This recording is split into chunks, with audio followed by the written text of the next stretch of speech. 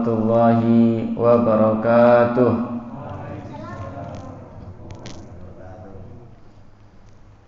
Bismillah walhamdulillah wassalatu wassalamu ala rasulillah Sayyidina Muhammad bin Abdullah wa ala alihi wa sahbihi wa man walah wala hawla wala quwwata illa billah. Allahumma salli wa sallim ala Sayyidina Muhammadin miftahi babi rahmatillah adada ma fi ilmillah salatan wa salaman daimaini bidawami mulkillah wa ala alihi wa sahbihi amma ba'du. Ikhwan dan akhwat yang senantiasa disayang oleh Allah Subhanahu wa ta'ala, senantiasa dituntun dan dilindungi oleh Allah Subhanahu wa ta'ala, senantiasa dibimbing dan dilindungi oleh Allah Subhanahu wa ta'ala. Mari kita panjatkan puji syukur kita yang paling dalam kehadirat Allah atas limpahan nikmatnya kepada kita semua. Pada malam hari ini kita dipilih oleh Allah Subhanahu wa ta'ala untuk duduk bersama mengkaji ilmu syariat, ilmunya Allah Subhanahu wa ta'ala, ilmu agama pada malam hari ini, yaitu kajian yang pertama adalah sirah nabawiyah, yang kedua adalah hadis Nabi Muhammad sallallahu alaihi wasallam. Semoga apa yang akan kita dapatkan nanti membawa keberkahan buat kita semua. Amin Allahumma amin birahmatika ya arhamar rahimin. Untuk kajian yang pertama, sirah nabawiyah, yang membawa kitabnya atau yang menyimak dari rumah bisa membuka kitab Tarikhul Hawadits wal Ahwalun Nabawiyah karangan Abuya Sayyid Muhammad bin Alawi Al-Maliki sampai halaman 33. Akan kami bacakan. Bismillahirrahmanirrahim. Khuddamuhu wa ba'du ashabil wadhaif Anas bin Malik wa Hindun wa Asma ibn Harithah wa Rabi'ah bin Ka'b al-Aslamiyun wa Abdullah bin Mas'ud wa Uqbah bin Amir wa Bilal wa Sa'd maula Abi Bakar wa Dhu Mikhmar ibni Abi Najashi wa Bukair bin Shadah al-Laythi wa Abu Dharr al-Ghifari wa Aiman bin Ummi Aiman wa Asla' bin Shuraik wa Muhajir maula Ummi Salamah wa Nu'aim ibn Rabi'ah al-Aslami wa Abu al-Hamra Hilal ibn al-Harith wa Abu Samh wa ismu Iyad wa minan nisa'i barakatu Ummu Aymana al-Habashiyatu walidatu Usamah ibn Zaid wa Khawlah jaddatu Hafs wa Salma Ummu Rafi zawju Abi Rafi wa Maimunatu bintu Sa'ad wa Ummu Ayyash maulatu Ruqayyah binti Nabi sallallahu alaihi wasallam wa kana yadribu al-anaka baina yaday Ali ibn Abi Talib wa Zubair ibn al-Awwam wal Miqdad ibn Amr wa Muhammad ibn Maslamah wa Asim ibn Thabit wa Dhahak ibn Sufyan wa kana Qais ibn Sa'ad ibn Ubadah baina yaday alaihi salatu wassalam bimanzilati sahibi syurtah wa kana Bilalun ala nafaqatihi wa Mu'aykib ibn Abi Fatimah ad-Dawsi ala khatamihi wa ibn Mas'udin ala siwakihi wa na'lihi wa tuhurihi wa Abu Rafi' wa ismu Aslam ala sigalihi wa Uqbah ibn Amir al-Juhani kana sahiba baghlati Rasulillah sallallahu alaihi wasallam wa yaqudu bihi fil asfar wa kana Asla' ibn Shuraik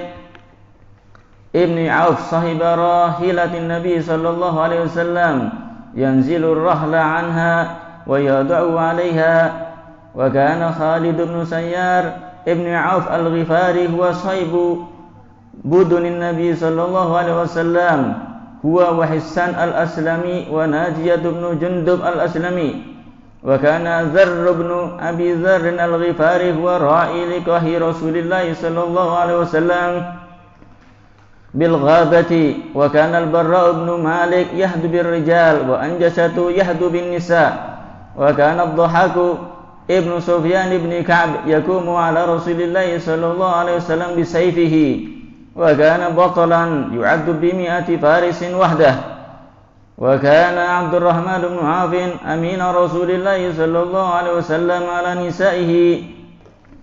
ولما أراد نساء النبي صلى الله عليه وسلم الحج في أيام عمر سنة 23 أذن لهن الحج فخرجنا في الحوادث عليهن الطيالسة، وكان أمامهن عبد الرحمن بن عوف ووراءهن عثمان بن عفان، وكان لا يدعان أحدا يدنو منهن، وكان أبو بكر رضي الله عنه يعلم الوفود بنفسه، وأحيانا يأمر من يفعل ذلك يعلمهم كيف يحيون النبي صلى الله عليه وسلم وكيف يسلمون عليه وكيف يجلسون بين يديه كما ذكر ذلك ابن إسحاق في قصة وفد ثقيف، وأن أبا بكر خرج إليهم يعلمهم ذلك. وكان عليه الصلاة والسلام يستخدم غلاما يهوديا في بعض شؤونه المنزلية، وقد عرض على الإسلام فأسلم ثم مات بعد ذلك. وكان صلى الله عليه وسلم يقوم بنفسه على أشياء ولا يكلها إلى أحد كالصدقة والوضوء بالليل. وروى ابن سعد عن زياد مولى عياش بن أبي ربيعة قال: خصلتان لا يكلهما رسول الله صلى الله عليه وسلم لأحد: الوضوء من الليل إذا قام وإعطاء السائل. Wallahu a'lam bissawab. Pada malam hari ini kita akan mengkaji tentang orang-orang yang membantu Nabi sallallahu alaihi wasallam dalam kebutuhan sehari-hari, atau dalam bahasa Arab disebut dengan khadim. Khadim adalah orang yang membantu. Akan tetapi membantu siapa? Membantu Rasulullah sallallahu alaihi wasallam. Apakah tidak bangga seseorang yang bisa membantu berkhidmah kepada Rasulullah sallallahu alaihi wasallam? Menjadi suatu kebanggaan, menjadi ada ikatan yang kuat dengan Nabi. Otomatis orang-orang yang membantu Nabi ini juga mendapatkan kemuliaan yang lebih dari Allah Subhanahu wa taala.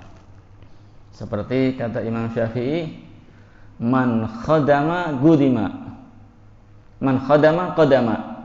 Barang siapa berkhidmah maka dia akan maju. Kita lihat nanti ada sahabat-sahabat yang membantu Nabi ini mempunyai kedudukan, bahkan dihormati di kalangan para sahabat Nabi sallallahu alaihi wasallam lebih daripada sahabat yang lain. Sebab apa? Ada ikatan yang lebih dengan Nabi. Sahabat yang lain, ya dia sebagai sahabat membantu Nabi jarang atau tidak, tapi orang-orang yang disebutkan tadi ada lebih ikatan dengan Nabi selain sahabat juga sebagai orang yang membantu Nabi Muhammad sallallahu alaihi wasallam. Jadi dalam kehidupan Rasulullah sallallahu alaihi wasallam banyak para sahabat yang berkhidmah kepada beliau. Mereka dengan sukarela, tidak seperti zaman sekarang, ya. Orang mau membantu asal ada apa?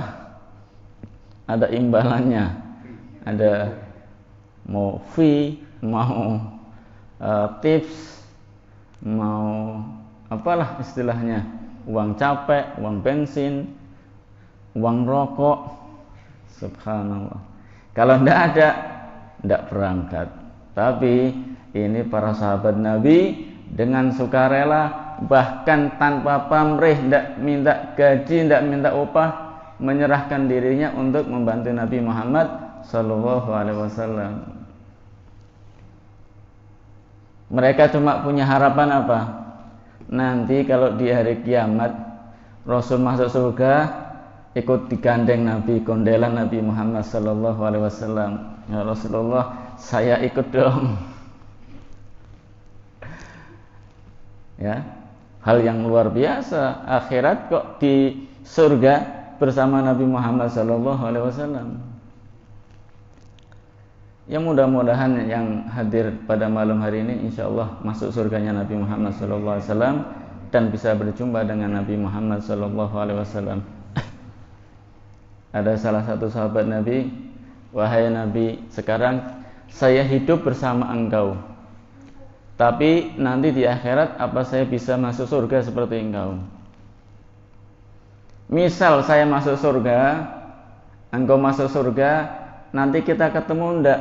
Kalau engkau kan tinggi sekali derajatnya, kalau saya mungkin surga yang paling rendah barangkali. Nanti bisa ketemu enggak? Saya pengen bersama engkau wahai Rasulullah. Ya, kata beliau apa?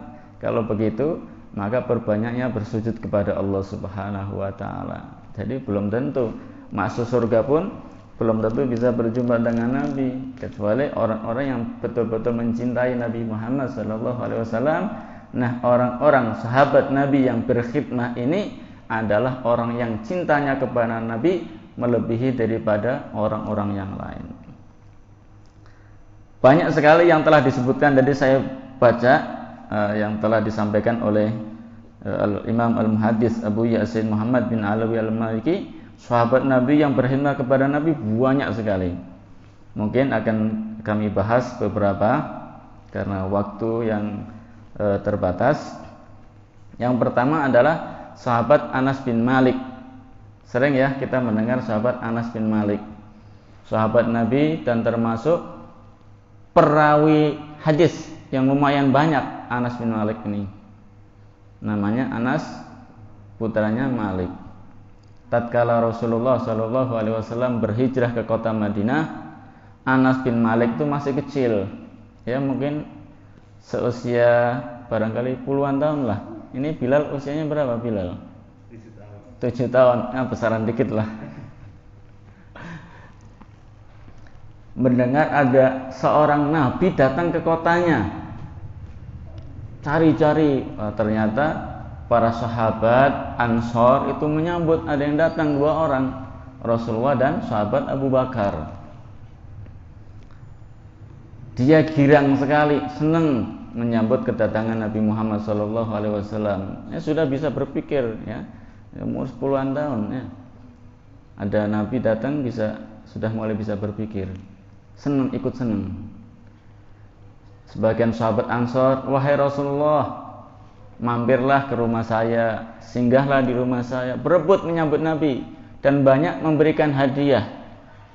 Nah, ibunya Anas bin Malik ini bingung mau ngasih hadiah apa, bingung, tidak punya apa-apa. Matur sama Kanjeng Nabi, wahai Rasulullah, orang-orang banyak yang memberikan hadiah kepada engkau, saya tidak punya apa-apa.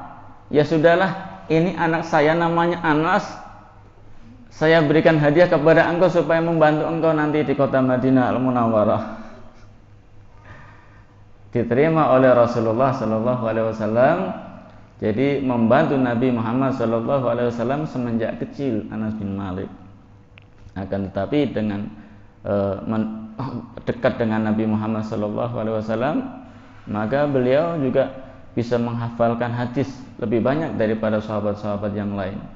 Bisa melihat cara hidupnya Nabi dekat dengan mata kepala sendiri, bisa mengikuti, mencontoh Nabi Muhammad SAW.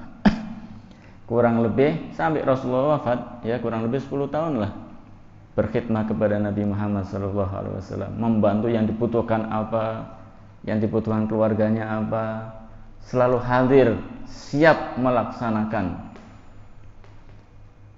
Sampai-sampai Rasulullah merasa senang dengan sahabat Anas bin Malik ini karena ketulusannya untuk berkhidmah membantu Nabi Muhammad SAW.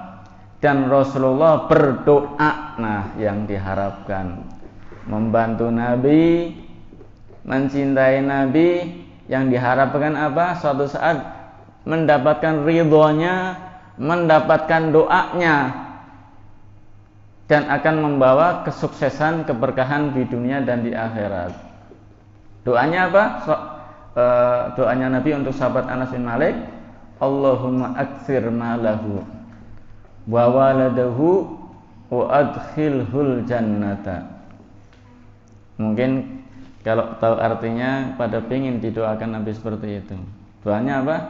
Ya Allah, berilah Anas bin Malik ini harta yang banyak. Yang pertama. Yang kedua, berilah harta yang banyak. Yang ketiga, sudah hartanya banyak, anaknya banyak.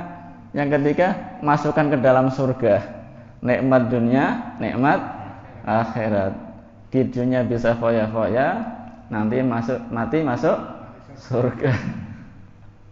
Tapi perjuangan khidmah kepada Nabi 10 tahun, tidak macam-macam 10 tahun, tidak mengharapkan pemberi.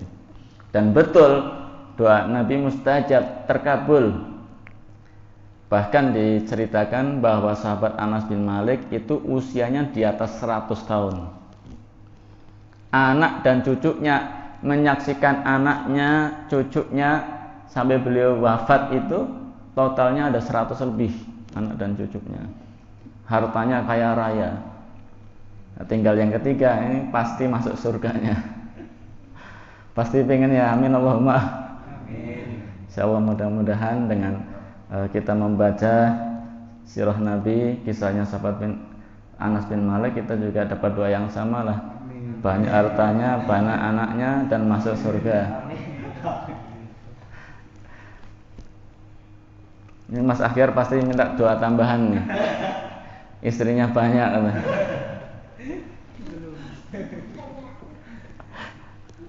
Subhanallah.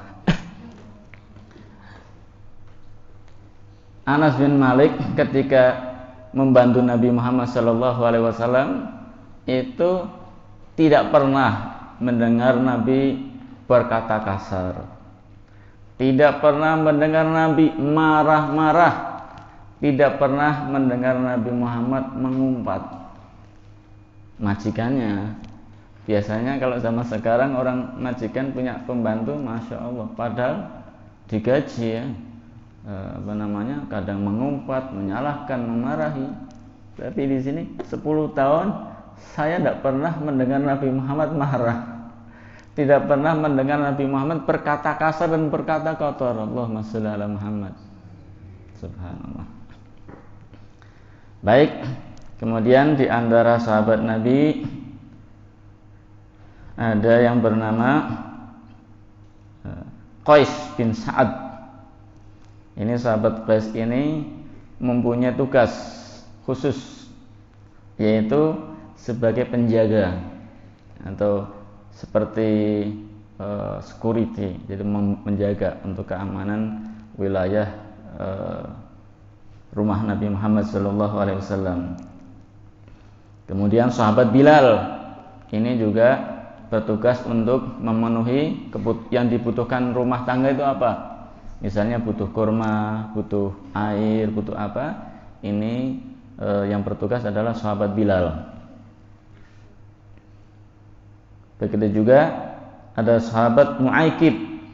Ini beliau tugasnya adalah menjaga cincin kenabian. Jadi Rasulullah memakai cincin apabila menulis surat sebagai bukti pengesahan legalisasi itu dengan stempel tersebut ya. Jadi memang dari zaman dulu ada suatu keputusan yang penting tertulis. Begitu juga Rasulullah mengirim surat kepada raja-raja untuk pembuktian ini adalah surat dari Nabi Muhammad, distempel dengan cincin kenabian Nabi Muhammad SAW. Tapi nyetempelnya terang-terangan, tidak ada orang malam-malam jeglok. Enggak. Terang-terangan sahabat di depan para sahabat, ini surat ada sekretarisnya nyulis, Rasul mendiktikan, itu stempel, kirim. Subhanallah. Ada yang bertugas suatu ketika kalau Rasul meletakkan, ada yang nyimpan, nanti mau pakai, dikasihkan kepada Rasulullah, karena cincin tersebut tidak dibawa ketika qadhul hajah, istilahnya untuk kamar mandi. Baik, ada lagi sahabat Abdullah bin Mas'ud atau sering kita kenal dengan sebutan Ibnu Mas'ud. Ini juga periwayat hadis lumayan banyak, ya. Sangat banyak yang beliau riwayatkan, Abdullah bin Mas'ud. Ternyata beliau ini adalah pembantunya Nabi Muhammad SAW. Namanya sampai sekarang masih dikenang. Siapa yang tidak kenal dengan Ibnu Mas'ud? Kalau tidak kenal Ibnu Mas'ud, berarti tidak pernah ngaji hadis. Beliau tugasnya apa? Tugasnya diantaranya adalah membawa siwaknya Nabi Muhammad SAW, dibawa ketika mau sholat, diaturkan, kemudian selesai siwak dipegang lagi, disimpan oleh Ibnu Mas'ud. Begitu juga kebutuhan untuk bersuci seperti air wudhu, beliau yang menyiapkan. Dan ada lagi satu, yaitu menjaga sandalnya Nabi Muhammad SAW. Sandalnya Nabi sampai ada yang jaga. Misalnya Rasulullah suatu tempat sandalnya dilepas, ya enggak? Itu sandalnya dipegang oleh Abdullah bin Mas'ud. Misalnya sandal nih dibawa oleh beliau, dijaga oleh sahabat Abdullah bin Mas'ud. Maka beliau disebut terkenal ya dengan sebagai pembawa sandalnya Nabi Muhammad SAW. Jadi ajudan Nabi, ya pengenlah kayaknya kita ini membawa sandalnya Nabi Muhammad SAW. Jangan diremehkan, ya. Kalau membawa sandalnya lurah atau camat, ya biasalah. Sandalnya orang kaya, presiden direktur perusahaan, biasa. Sandalnya paling harga juta, 10 juta, ya, kotor, ada najisnya. Tapi sandalnya Nabi Muhammad yang dibawa Ibnu Mas'ud ini sudah sampai menghadap Allah ke arsy, Isra dan Mi'raj, dari Mekah ke Madinah, kemudian dari Mekah ke Palestina, Baitul Maqdis, kemudian naik ke menghadap kepada Allah Subhanahu wa taala, melewati berapa lapis langit. Sandalnya Nabi mulia, ya. Tidak ada ceritanya menghadap kepada Allah dengan membawa sandal. Padahal naik ke langit loh, ya. Nabi Musa alaihissalam ketika menghadap kepada Allah di Bukit Tursina, ikhla'na alaika innaka bil wadil muqaddasi tuwa, lepaskanlah sandalmu wahai Musa, engkau berada di bukit yang suci, masih di bumi. Nabi Musa sandalnya suruh nyopot karena berada di tempat yang suci, di bumi loh, ya, disuruh nyopot sandalnya. Sandalnya Nabi Muhammad ketika Isra dan Mi'raj tidak ada perintah dari Allah, wahai Muhammad lepaslah sandalmu. Tidak ada, menunjukkan kemuliaan Rasulullah SAW sampai sandalnya ikut naik ke menghadap kepada Allah Subhanahu wa taala ketika Isra dan Mi'raj. Jadi yang dibawa Abdullah bin Mas'ud ini bukan sembarang sandal. Bahkan sandalnya sampai sekarang itu masih digambarkan, masih disifati, ditulis sejarahnya, kemudian dibikin syairnya, bahkan menjadi ornamen di rumahnya, menjadi hiasan di pakaiannya, bahkan di kopiah. Banyak sekali kita jumpai gambar sandal Nabi Muhammad SAW, karena bukan sembarang sandal. Yang bertugas siapa yang menjaga? Sahabat Abdullah bin Mas'ud radhiyallahu anhu. Kemudian sahabat Uqbah bin Amir ini tugasnya menjaga dan menuntun kendaraan Nabi Muhammad SAW. Ketika beliau berpergian, maka beliau yang nuntun. Sampai tujuan, beliau yang menambatkan. Ketika mau jalan, disiapkan lagi. Nah, sahabat Uqbah bin Amir, kalau zaman sekarang barangkali sopir ya. Sopirnya kiai, sopirnya ulama, ya, dihormati juga, datang ikut masuk ke ruang VIP loh ya. Yang kita kadang tidak bisa masuk menembus lapisan panitia, sopirnya kiainya bisa ikut masuk. Sebab apa? Barokahnya kiai.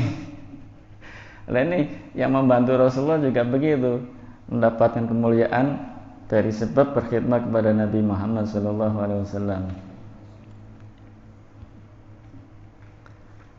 Kemudian sahabat Asla bin Syuraik, ini tugasnya membawa barang bawaan Nabi Muhammad SAW. Jadi sampai suatu tempat barang bawaannya dia melihara.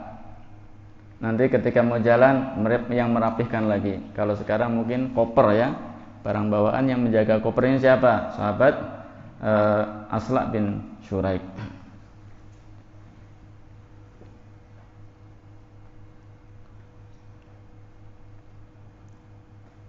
Kemudian sahabat Abu Bakar As-Siddiq.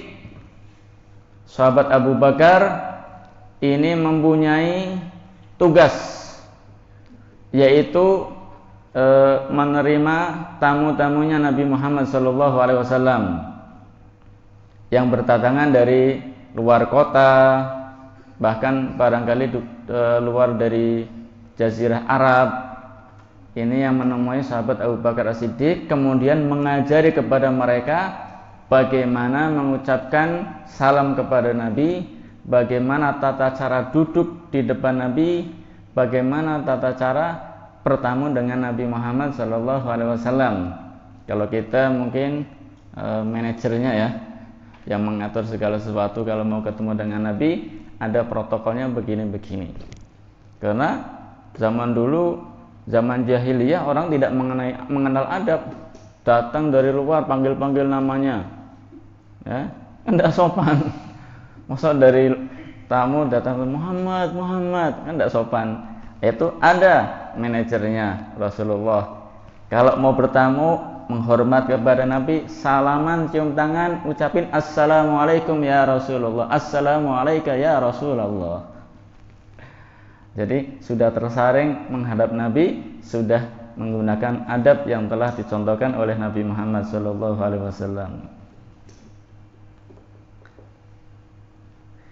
Akan tetapi meskipun Rasulullah banyak sahabat yang membantu Nabi Muhammad SAW, ada dua hal yang biasanya Nabi Muhammad SAW dikerjakan sendiri, tidak dibantu oleh sahabat yang lain.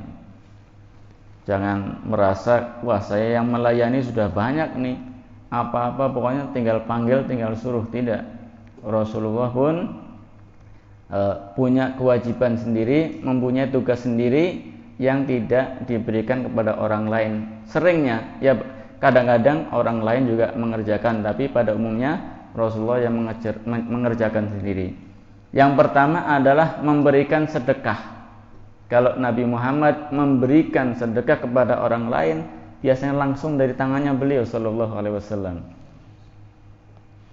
Kemudian yang kedua, kalau Rasulullah mau berwudu di malam hari untuk sholat tahajud, biasanya nyiapkan sendiri. Mungkin kalau zuhur ada yang nyiapin, kalau asar ada yang nyiapin air wudunya. Akan tetapi kalau malam Rasulullah nyiapin sendiri, ya kan?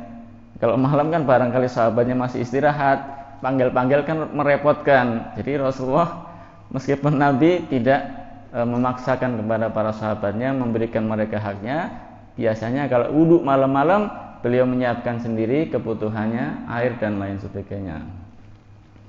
Itulah beberapa sahabat Nabi Muhammad SAW yang berkhidmah melayani Rasulullah SAW dalam kehidupan sehari-hari. Ini berangkat daripada keinginan mereka untuk bisa dekat dengan Nabi, untuk bisa memberikan sumbangsih kepada Nabi Muhammad SAW. Mereka merasa mendapatkan kemuliaan dengan Nabi, merasa mendapatkan suatu hal yang besar, budi dari Nabi Muhammad SAW bisa keluar dari zaman jahiliyah, bisa masuk Islam. Mereka hanya bisa membalas, hanya berkhidmat kepada Nabi Muhammad SAW. Masih banyak lagi ini tugas-tugasnya. Ada yang bertugas khusus menjaga pedangnya Nabi, ada yang tugasnya khusus begini, dan lain sebagainya. Yang bisa kita petik daripada sirah hari ini, malam ini apa? Yaitu meskipun kita hidup di akhir zaman, sudah lebih daripada 14 abad setelah Rasulullah wafat, apakah kita masih bisa berkhidmah kepada Nabi supaya kita mendapatkan kemuliaan seperti para sahabat yang tadi kita sebutkan? Masih bisa. Caranya bagaimana? Yaitu berkhidmah, melayani untuk meneruskan dakwahnya Nabi Muhammad SAW, menyampaikan, menyambung lisan Nabi Muhammad, meneruskan estafet perjuangan Nabi Muhammad, menyebarkan ilmunya dan sunnahnya Nabi Muhammad SAW. Di antaranya adalah belajar dan mengajar seperti ini. Kalau mempunyai ilmu, maka dia mengajar.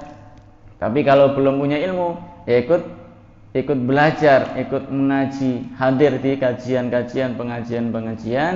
Ini juga termasuk berkhidmah kepada syariah dakwah Nabi Muhammad SAW. Kita niatkan sebelum kita datang ke majelis, sebelum kita berangkat ke pengajian, kita niatkan kita ingin berkhidmah kepada syariatnya Nabi Muhammad SAW. Mudah-mudahan kita nanti di akhirat dikumpulkan dengan Nabi Muhammad SAW di surganya Allah Subhanahu wa Ta'ala. Tapi para sahabat mendapatkan kemuliaan tersebut dengan melaksanakannya dengan ikhlas. Kalau seseorang berkhidmah tapi tidak ikhlas, tidak tulus, maka tidak mendapatkan apa-apa. Harus ikhlas, harus tulus, maka dia akan mendapatkan kemuliaan daripada orang yang dia layani. Mereka dengan ikhlas dan tulus dapat kemuliaan dunia dan akhirat. Begitu juga kita jika berkhidmah kepada alim, kepada ulama, itu syaratnya harus ikhlas dan tulus, mengharap berkahnya, mengharap ilmunya, tidak ada tujuan yang lain. Jangan sampai misalnya ada salah satu di antara antum berkhidmah kepada ulama, seorang alim, seorang kiai, tujuannya apa? Wah, Pak Yai punya anak yang cantik, saya mau khidmah, barangkali dipek mantu. Mas akhir lagi. Ini niatnya tidak tulus, tidak bakal dapat apa-apa, percuma. Capek susah payah tapi tidak dapat apa-apa, di dunia tidak dapat, belum tentu dinikahkan juga, di akhirat tidak dapat pahalanya juga, ilmunya juga belum tentu dapat juga. Syaratnya harus ikhlas dan tulus. Mungkin ini saya juga ada beberapa cerita yang mungkin akan saya sampaikan dalam majelis yang mulia ini. Kalau ini kan cerita sahabat ya.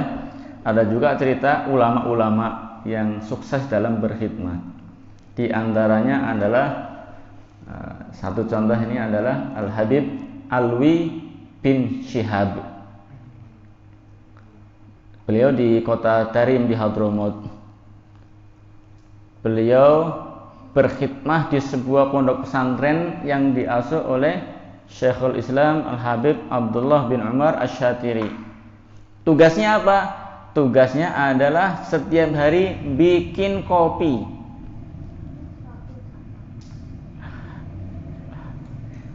Kalau zaman sekarang kopi mah gampang ya. Ada kopi saset, ada ada kopi yang sudah diracik, ada pakai gula aren, ada yang enggak bikin kembung juga ada.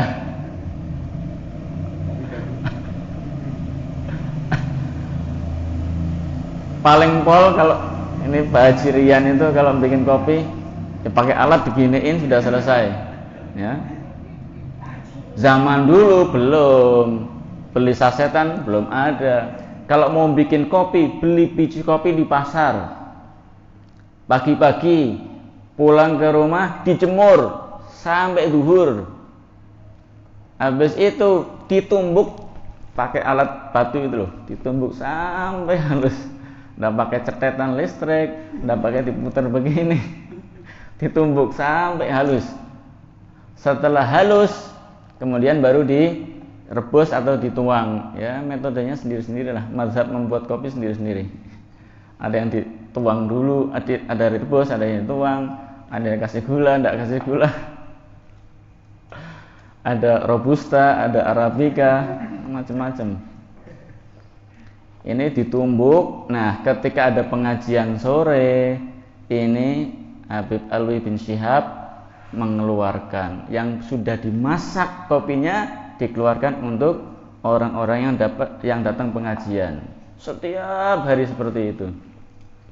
Berarti bikin kopi zaman dulu tidak semudah zaman sekarang. Waktunya habis enggak? Habis. Yang lainnya pagi ngaji, siang ngaji, ngapalin. Beliau tidak sempat ngaji, jarang ngapalin apalagi. Beliau akhirnya diejek sama teman-temannya, Alwi kopi, Alwi kopi, Alwi gohwah. Ya, telahan, kalau di sini sebutnya apa? Telahan, julukan. Namanya Alwi kopi. Sedih dia, aduh, saya diejek, digasain tiap hari sama teman-teman, suruh baca kitab tidak bisa, ditanya ini tidak bisa, diejek, kamu sih bikin kopi terus. Dia mengadu kepada sang guru Al-Habib Abdullah bin Umar Syatiri. Habib, ini bagaimana? Saya ingin belajar, saya ingin ngafalin, saya ingin seperti teman-teman bisa mengaji. Wahai Alwi, kamu tugasnya bikin kopi. Kalau tidak ada yang bikin kopi, kamu tidak bikin kopi, saya tidak bisa memuliakan tamu-tamu yang hadir pengajian. Insya Allah kamu akan dapat apa yang kamu harapkan, tapi dengan syarat kamu tulus. Akhirnya berbesar hati, lanjut lagi bikin kopi. Tiap hari kopi, terus temennya kemana-mana bawa kitab, bawa buku, mahasiswa lah. Ya, dia tiap hari ke pasar beli kopi, numbuk kopi, jemur kopi, nuangin kopi. Sampai suatu ketika sang guru ini wafat karena sudah dipanggil oleh Allah Subhanahu wa taala, dan sebelum wafat berwasiat kepada murid-muridnya, nanti yang lanjutin ngajar di sini adalah Alwi kopi, Alwi kohwah. Wafat. Nah, ketika gurunya sudah wafat, dia sudah diwasiati untuk menggantikan. Bagaimana nih caranya? Ngajari teman-temannya sudah pada alim, dia tidak pernah ngaji. Aduh, apa yang akan saya sampaikan? Bingung dia, galau. Tapi karena dia ini yakin sama gurunya, dia pakai baju, pakai serban, pakai imamah, persis seperti gurunya melakukan. Pokoknya saya mantep, apa yang dikatakan guru saya, tidak pernah berdusta, doanya mustajab, pasti insya Allah ada jalannya. Betul. Ketika beliau masuk ke tempat pengajian, disoraki sama teman-teman, wah, Alwi mau ngajar, mungkin mau ngajarin bikin kopi nih. Galau dia, mantep, bismillah, Allahumma lancar. Duduk di tempat gurunya, subhanallah, karena taat kepada gurunya, duduk di majelis gurunya, tempat mengajar gurunya. Ketika duduk, semuanya terbuka di depan matanya, dibukakan oleh Allah Subhanahu wa taala ilmu dan rahasia-rahasia Allah Subhanahu wa taala, masuk sendiri tanpa dia belajar dan melebihi teman-temannya yang belajar tiap hari. Nah, dia mendapatkan kemuliaan seperti itu karena apa? Tulus dan ikhlas. Ya, gurunya adalah seorang kekasih Allah yang sangat tinggi derajatnya. Kalau doa mustajab, ini muridnya yang khidmah juga tulus dan ikhlas. Kalau muridnya tidak tulus dan ikhlas, ya tidak dapat apa. Kalau khidmah sama dia ya tujuannya pengen dinikahkan sama anaknya, ya percuma. Belum tentu dinikahkan, barokahnya juga belum tentu dapat. Harus ikhlas, harus bertulus. Itulah hikmah daripada sirah yang kita baca pada malam hari ini, meniru jejak para sahabat Nabi yang berkhidmah kepada Rasulullah. Pintu khidmah belum tertutup, kita bisa berkhidmah kepada Rasulullah dengan cara berdakwah, mengajak, mengadakan majlis taklim atau menghadiri majlis taklim. Kita mengajak kepada orang lain, mengajak orang sholat, itu juga termasuk berkhidmah kepada syariat Nabi Muhammad SAW. Begitu juga kita juga dianjurkan untuk berkhidmah kepada para alim, para ulama, para habaib, para penerus Nabi Muhammad SAW. Mudah-mudahan kita bisa mengikuti jejak mereka. Amin Allahumma amin birahmatika ya arhamar rahimin.